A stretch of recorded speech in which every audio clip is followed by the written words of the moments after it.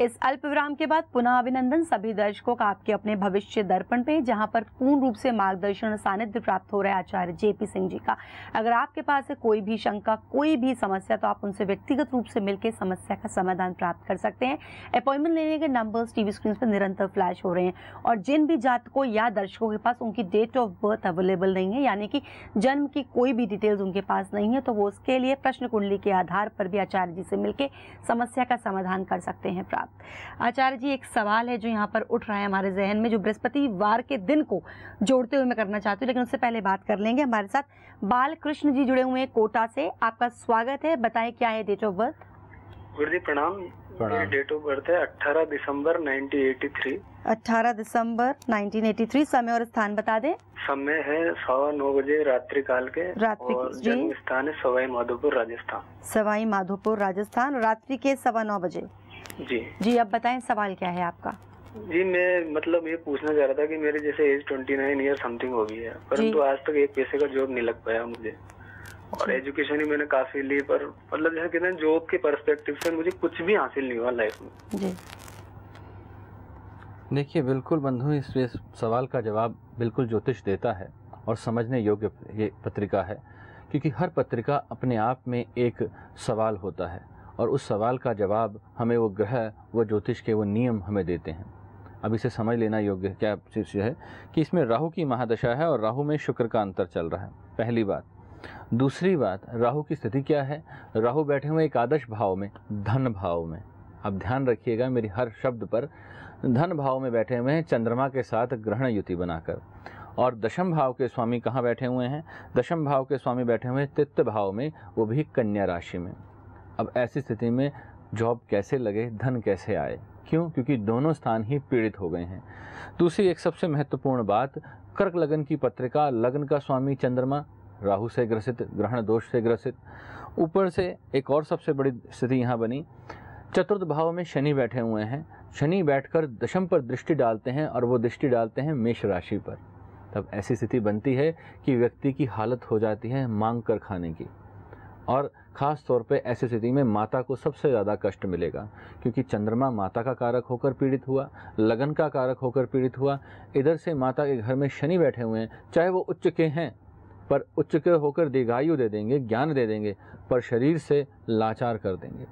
ऐसी स्थिति में ये बात समझ में आती है कि हर ग्रह की क्या अभिव्यक्ति है और कैसे एक पत्रिका को वो बिल्कुल इतना कमज़ोर बना देते हैं कि वह व्यक्ति जीवन में इतना निराशित, इतना हताश हो जाता है। जैसे आपने अभी कहा, मैं समझ सकता हूँ आपकी ये कुंठा, आपकी ये पीड़ा जो आपकी वाणी से प्रदर्शित हो रही थी कि मैं एक पैसे का काम नहीं कर पाया हूँ। मैं समझ सकता हूँ कि आपकी मनोदशा क्या होगी।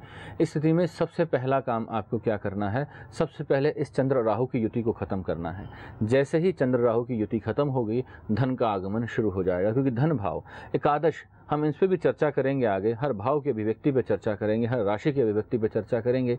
ये सबसे महत्वपूर्ण बात समझने योग्य है कि जब भी कोई भाव पीड़ित होगा, उससे निर्मित होने वाली चीज़ें, खास तौर पे धन, ज्ञान या सुख समृद्धि या वैवाहिक जीवन या भाई बहन का सुख, जो भी उस भाव की अभिव्यक्ति है, 12 भाव हैं, हर भाव से एक अलग अभिव्यक्ति निकलती है।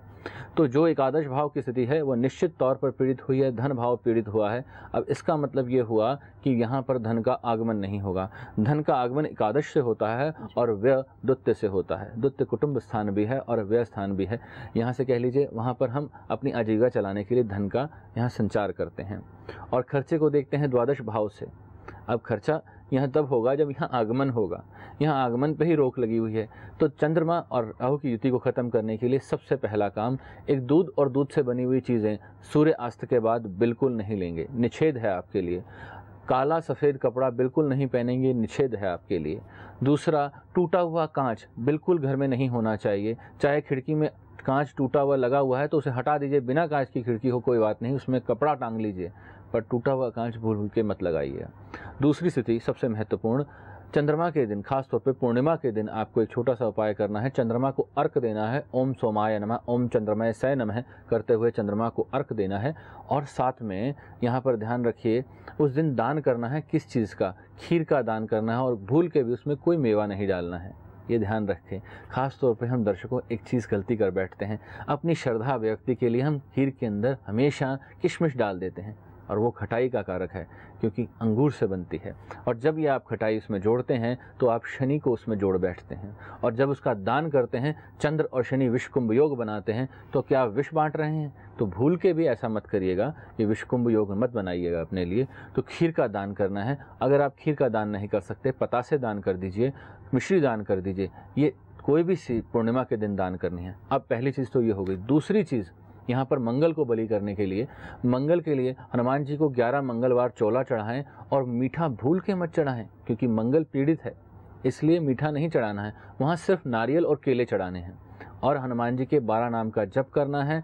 और साथ में अगर कर सकें तो हनुमान जी को तुलसी पात्र, 11 तुलसी पात्र भोग में दें, और उनको जनेऊ जरूर पहनाएं।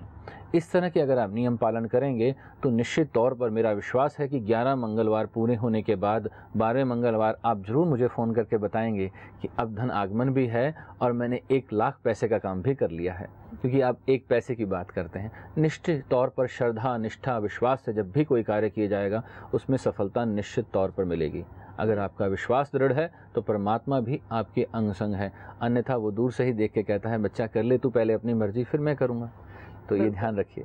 क्या करना है और क्या नहीं करना है, पूर्ण रूप से संकेत आपको मिल गया है। जिन तथ्यों से, जिन बातों से अभी तक हम लोग अनभिज्ञ थे, वो बातें भी हमारे सामने उजागर की जा रही हैं आचार्य जी के माध्यम से।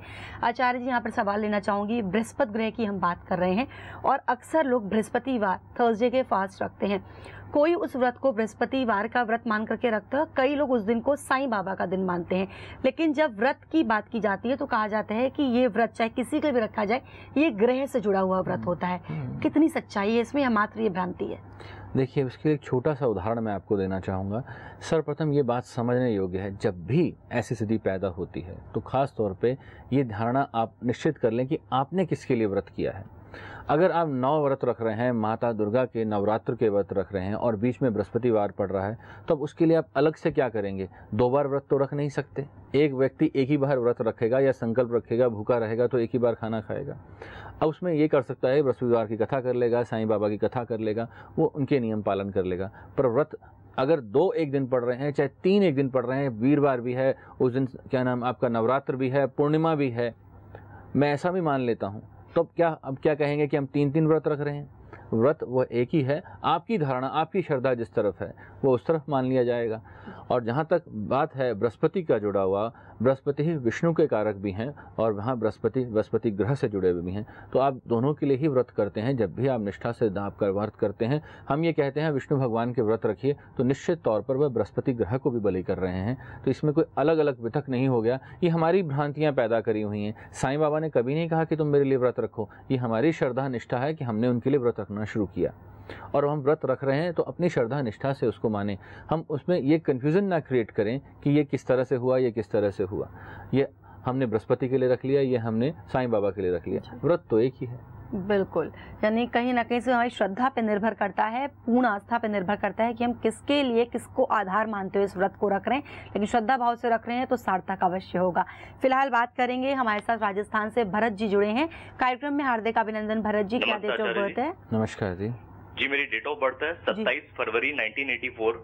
27 फरवरी 1984। समय और स्थान? जन्म का समय सुबह 5:05 का। 5:05 सुबह। जन्म का स्थान? और जन्म का स्थान है अजमेर, राजस्थान। अजमेर, राजस्थान। सवाल क्या है आपका भरत जी? आचार्य जी, मैं एक्टिंग फील्ड में इंटरेस्टेड हूँ, पर लेकिन हेल्थ की प्रॉब्लम के कारण ठीक से स्ट्रगल नहीं हो पा रहा, और हेल्थ प्रॉब्लम मेनली नाक की और पेट की समस्या रहती है काफी। और एक्टिंग फील्ड में मेरा फ्यूचर कैसा रहेगा? जी भरत जी, बहुत कॉन्फिडेंस है आप में, और ये देख के बड़ा अच्छा लगा मुझे आपकी वाणी सुनकर, खास तौर पे कि जो एक बल है, ख्वाजा की नगरी में आपने जन्म लिया। एक बात समझ लें, निश्चित तौर पर आप संघर्ष करें, निश्चित तौर पर संघर्ष करके सफलता भी प्राप्त करेंगे। पर थोड़ा सा एक चीज़ का ध्यान रखिएगा, लग्न में शुक्र बैठे हैं, एक्टिंग फील्ड आपके लिए बिल्कुल माफिक है, आपके लिए लाभकारी है। मकर लगन है, शुक्र लग्न में बैठे हुए हैं, निश्चित तौर पर एक्टिंग फील्ड में आपको सफलता देंगे। समस्या सिर्फ छोटी सी एक पैदा हुई है कि जब कार्य स्थान है, दशम स्थान है, दशम में मंगल और शनि ने युति बना ली है।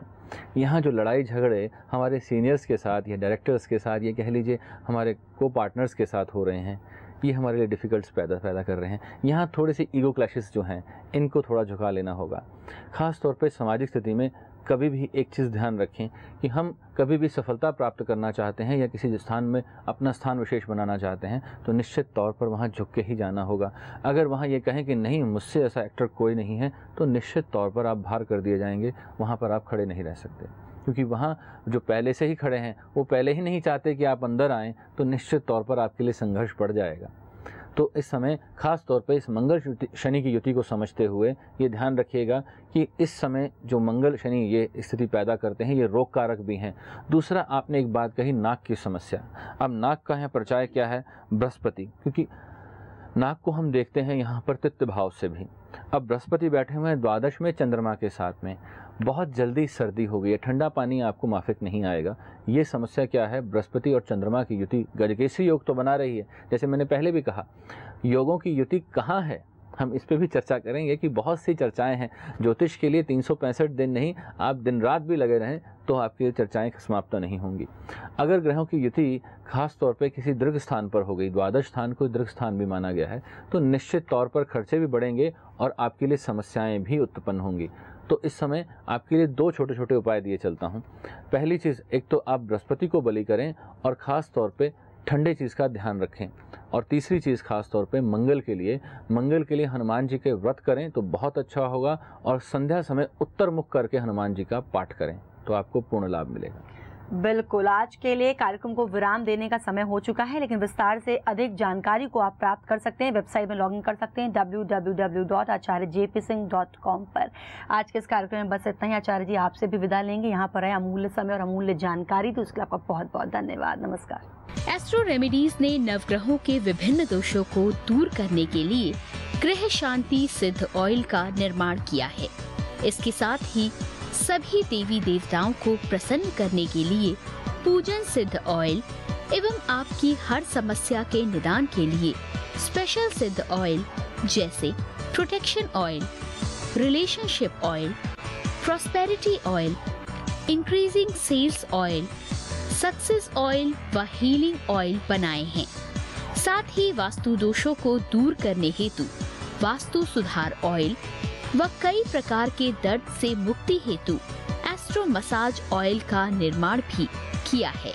इन्हें मंगवाने के लिए इन नंबरों पर संपर्क करें 01145644139, 01145644140, 01145644141, 01145644142, 09811558158, 09910296999, 09212259996, 09278427313, 09868065666 और 09910355356। हमारा पता है भविष्य केंद्र A5/10 Paschim Vihar opposite Batra nursing home, नई दिल्ली 110063। ईमेल आईडी है jp_astro123@rediffmail.com। वेबसाइट है www.acharyjpsingh.com।